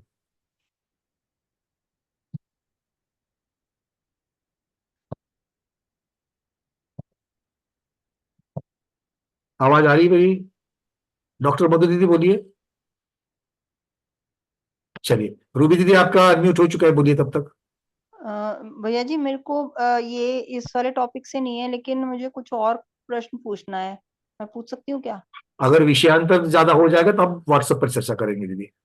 मैंने आपसे क्वेश्चन पूछा हुआ था, वो चलमल अगाड वाला, वो पूछना था। अच्छा ठीक है, वो तो मैं आपको बता दूंगी, यहाँ भी बता सकता हूँ, ये पहले ये खत्म हो जाए, समय बचेगा तो यहाँ, नहीं तो आज आपको उत्तर मिल जाएगा। ठीक है, जागृति दीदी बोलिए। पंकज भाई, हाँ आचार्य श्री बोलिए। जैसे आपने मनुष्यों को सप्रतिष्ठित अप्रतिष्ठित की अपेक्षा थोड़ी सी नई चर्चा और नया चिंतन जो दिया है, इसी प्रकार मैं यह भी जानना चाह रहा हूँ, जैसे कि बड़े बड़े पहाड़ों पर पत्थरों पर हरियाली जम जाती है, काई पाची जम जाता है, पानियों में भी सड़ा गला पानी जो है उसके ऊपर भी हरियाली जम जाती है, शैवाल जिसको अपन कहते हैं। तो क्या यह भी पृथ्वी अथवा पानी ये भी उसके लिए, उस हरियाली के लिए सप्रतिष्ठित आधार बन गया क्या? बिल्कुल, क्योंकि जिस उपचार कथन से मनुष्य के बारे में कह रहे हैं उसी उपचार कथन से यहाँ पर भी पाया जाएगा। जी बिल्कुल बिल्कुल सारी, क्योंकि वो है, वो भी तो प्रत्येक शरीर वाले हैं। प्रथम 4 काय वाले जो है वो भी तो प्रत्येक शरीर वाले हैं, और उनके आश्रय पर जब चले जाते हैं तो बिल्कुल माना जाएगा। किंतु वो जल कायिक जीव के आश्रय जाने चाहिए, पृथ्वी कायिक जीव के आने चाहिए। अकेले पृथ्वी या अकेला जल जो योनिभूत बना हुआ है वो तो अचेतन है, उसकी अपेक्षा से यहाँ पर वर्णन नहीं होगा, क्योंकि उनको प्रत्येक शरीर वाले के, मतलब जिसने प्रत्येक शरीर धारण किया है उसके आश्रय को जाना चाहिए, उस शरीर के आश्रय को जाना चाहिए। ठीक है। चलिए जागृति दीदी बोलिए। भैया जी, आपने जो बताया मनुष्य को उपचार से सब प्रतिष्ठित भी कह सकते हैं, तो क्या ये कोई शास्त्र में आया कि अपना ये तर्क? इसका गाथा प्रमाण हम लोग निकाल सकते हैं, टीका में जरूर आया है। अच्छा, वो संदर्भ जैन कोश में ही मिला हमको इसका, किंतु ये आया है, चर्चा में तो आया आप है। व्हाट्सएप पे कर देना, व्हाट्सएप हाँ, पे। उसका प्रमाण, गाथा प्रमाण अगर मिलता है या टीका में मिलता है तो हम देखेंगे। ये तो अभी तो हम ये भी करें कि चर्चा में जैन कोश के ऊपर जो चर्चा है उसके ऊपर तो आया हुआ है। ठीक है, चलिए। आप अगर मतलब हो सके तो आप मुझे डाल दीजिएगा व्हाट्सएप के ऊपर प्रश्न, ताकि वो भूल नहीं जाए उसको। ठीक है, चलिए चलिए आगे निर्मला दीदी पूछिए, उसके बाद विजय लक्ष्मी दीदी, फिर अरविंद जी जल्दी जल्दी पूछिए। नमस्ते महाराज जी, वंदना भैया जी। अभी आपने बोला कि परमोदारिक हो जाने पर अनंत अवस्था में भी सूक्ष्म जीव तो रहते हैं, तो सिद्धालय में जो रहते हैं उनका क्या वह रहता है, वो किस उस पे रहते हैं? वो तो सूक्ष्म जीव है, किंतु वहां पर तो शरीर ही नहीं है। हाँ। तो वो सूक्ष्म जीव आत्मा के आर पर हो रहे हैं। आत्मा के आर पार हो रहे हैं भाई? बिल्कुल हो रहे हैं, क्यों नहीं हो रहे हैं। ठीक। चलिए विजय लक्ष्मी दीदी। कि प्रत्येक वनस्पति में खाली बादर भेद ही रहता है, उसमें सूक्ष्म तो भेद नहीं रहता है ना? किसमें? प्रत्येक वनस्पति में खाली बादर ही भेद रहता है, सूक्ष्म नहीं रहता है ना उसमें? हाँ, तो प्रत्येक वनस्पति में सूक्ष्म होते हैं ऐसा नहीं कहा, प्रत्येक वनस्पति के आश्रय से जो जाते हैं, मतलब दूसरे बाहर के जीव जो चले जाते हैं। मतलब जो आम का पेड़ है वो तो प्रत्येक वनस्पति है, वो तो उसमें सूक्ष्मता कुछ नहीं है, वो तो बादर ही है। नहीं रहता। हाँ। किंतु उसके ऊपर जो काई चढ़ी जाती है वो बादर निगोदिया है। तो हम लोग इसके अलावा उस आम के पेड़ के अंदर से सूक्ष्म निगोदिया जीव भी आर पार हो रहे हैं। तो सूक्ष्म जीव आर पार हो रहे हैं, इसकी वजह से उसको सप्रतिष्ठित पता नहीं है। तो बादर निगोदिया काई उसके आश्रय पर आ गई है, जो साधारण वनस्पति है, जो बादर निगोदिया है, उसकी वजह से आम का पेड़ सप्रतिष्ठित हो गया।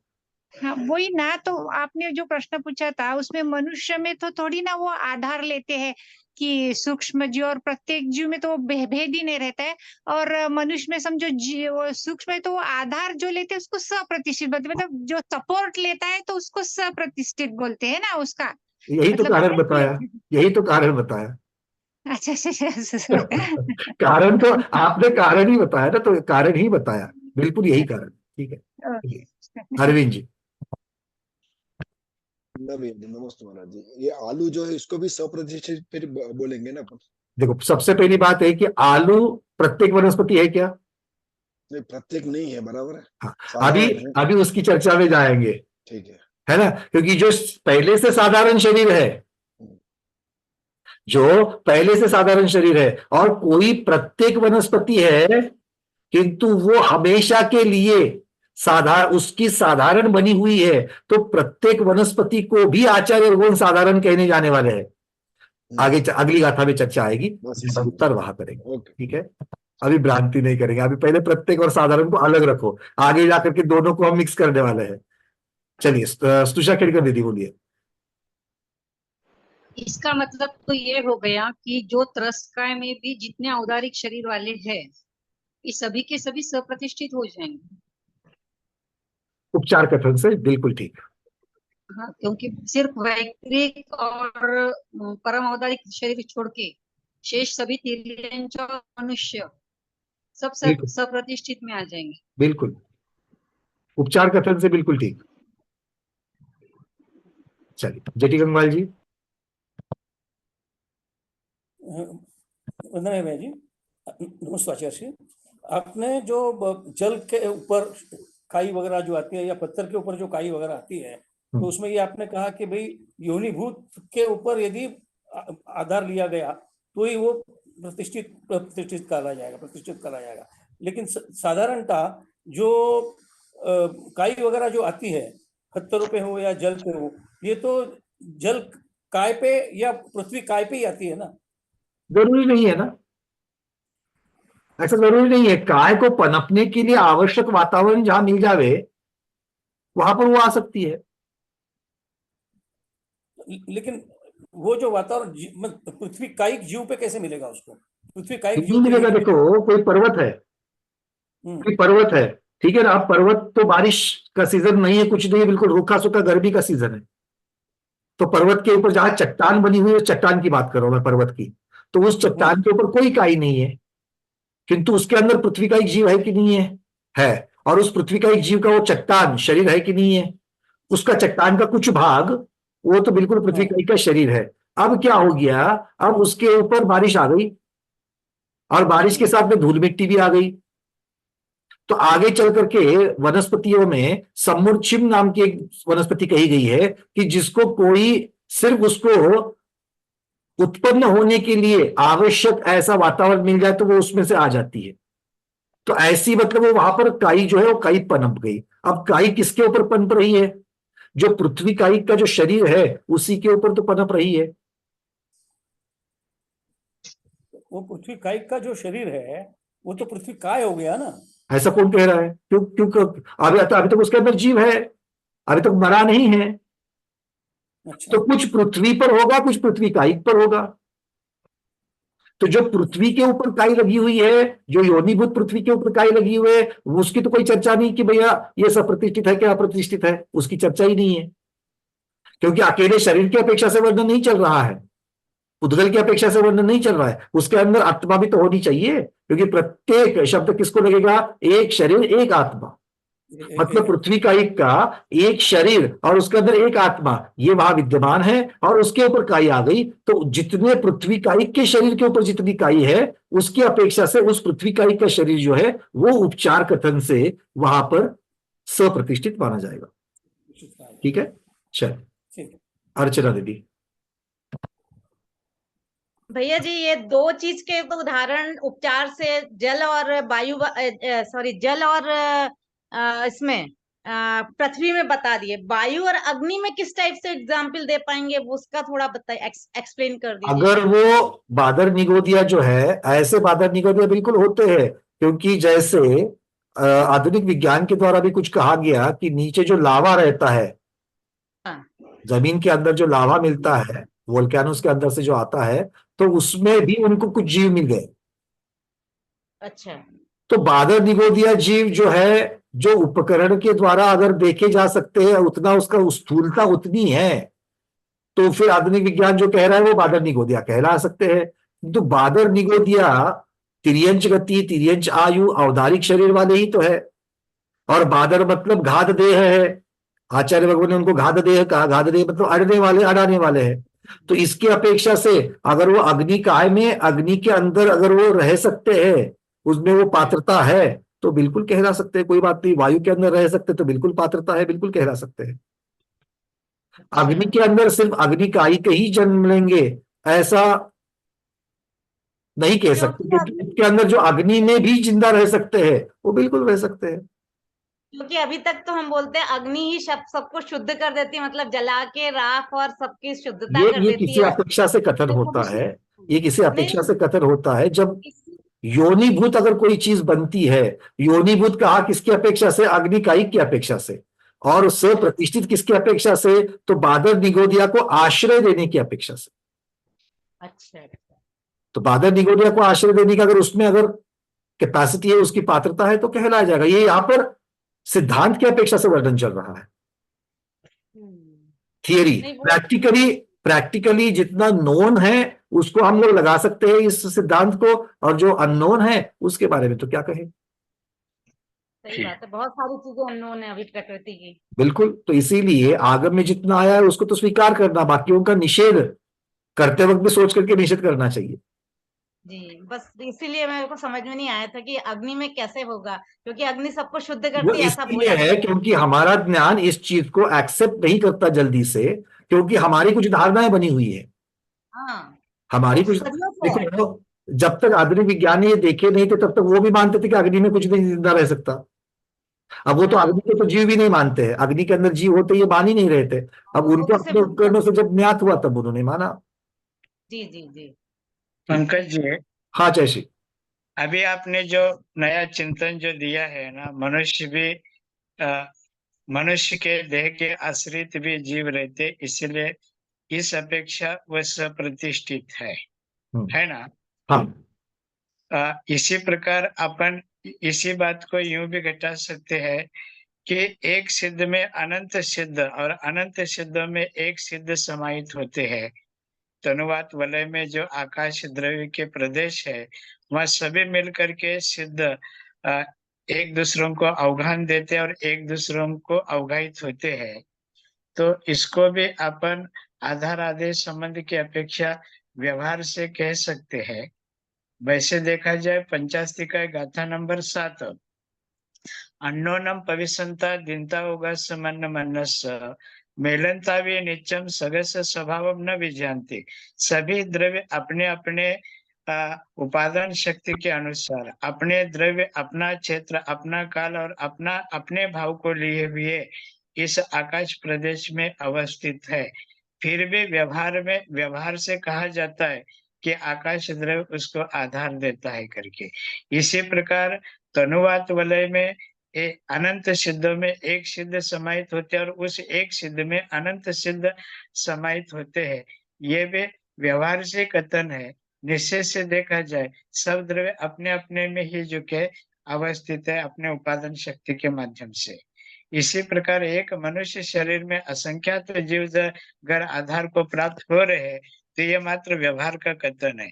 निश्चय से देखा जाए तो वह द्रव्य अपने कर्म के अनुसार अपने देह को लिए हुए अपने ही कर्मानुसार उसका कर्ता और भोक्ता होकर के उसका फलदान भोग रहा है। तो यूं भी अपन कह सकते हैं निश्चय से कोई किसी को आधार आदि देता नहीं। ये आधार आदि का जो संबंध है सिर्फ व्यवहार से, उपचार से है। आचार्य जी, मेरे मन में एक जिज्ञासा भी, आपका ये सारा कथन सुनने के बाद में एक मन में जिज्ञासा आ रही है कि आधार आधेय की ये जो व्यवस्था है, चूंकि आकाश द्रव्य में अवगाहन देने का स्वभाव ही है, किंतु पुद्गल द्रव्य में तो अवगाहन देने की ये कोई शक्ति नहीं है। तो और जो जीव द्रव्य है, जीव द्रव्य जब तक संसारी अवस्था में है तब पुद्गल के साथ मिलकर के वो भी स्थूल या उसके साथ में ही वो कोई आमूर्तिक हो रहा है। किंतु जो शुद्ध द्रव्य, जीव द्रव्य, जो सिद्ध भगवान की हम बात कर रहे हैं, वो तो अमूर्तिक है। तो वो अमूर्तिक और वो उसके उनके आजू बाजू में जो पुद्गल वर्गना है, क्या उनको हम आधार आधेय कैसे कहे? क्योंकि ना जीव में अवगाहना देने की वहां पर कोई शक्ति है और ना ही मतलब स्वभाव है, और ना ही पुद्गल में ये स्वभाव है। तो ये दोनों एक दूसरे को वहां पर आधार दे रहे हैं, ये कैसे कहेंगे? तो यहाँ पर आकाश द्रव्य की अपेक्षा से आधार आधेय ये चीज बन जाएगी, किंतु एक सिद्ध भगवान की आत्मा और पुद्गल वर्गना, इनकी अपेक्षा से आधार आधेय कैसे कहेंगे? हाँ, मैं कहता हूँ जैसे कि अघाती कर्म नाश होने के बाद अवगाहनत्व नाम का एक गुण प्रकट होता है और सूक्ष्मत्व गुण एक प्रकट होता है। तो इन दो गुणों के माध्यम से और अव्याबाधत्व एक गुण प्राप्त होता है वेदनी कर्म के नाश होने से। तो इस वजह से उस जीव में ये गुण प्रकट होने के बाद ये गुण अन्य जीवों को किसी भी प्रकार बाधित नहीं करते, इस अपेक्षा ये स्वीकार करना। मतलब ये सूक्ष्मत्व की अपेक्षा से हमको स्वीकार करना पड़ेगा कि ये घात देह जैसी जब बात होती है तो आत्मा के प्रत्यक्ष दूसरे को ना अड़ाएंगे ना अड़ेंगे, इस अपेक्षा से इसकी तरफ देखना पड़ेगा। जी, और दूसरी बात, आत्मा कर्म मुक्त होने के बाद पूर्ण रूप से शुद्ध होता है। तो शुद्ध होने के बाद वो किसी भी अन्य शुद्ध द्रव्य को अथवा अशुद्ध द्रव्य को बाधित नहीं होते और न उनसे बाधा को प्राप्त होते हैं। बिल्कुल बिल्कुल ठीक है, ये क्लियर हो गया, बहुत बढ़िया। अच्छा, एक चिंतन भी इस तरह से मिल गया, बढ़िया है। चलिए, तो आज के स्वाध्याय को इतना ही रखते, समय हमारा ज्यादा हो चुका है। बाकी लोगों की जिनकी जिज्ञासा रहेगी कृपया व्हाट्सएप पर भेज देना। आज के स्वाध्याय में इतना ही। आज के स्वाध्याय को गुरुओं के श्री चरणों में बारंबार नमोस्तु वंदामि इच्छाकार करते हुए यहीं पर समाप्त करते हैं। जैनम जयतु शासनम, जैनम जयतु शासनम, जैनम जयतु शासनम। जिनके चार्ट में प्रश्न थे उनको भी हम आज देख करके कल इसके बारे में चर्चा जरूर करेंगे।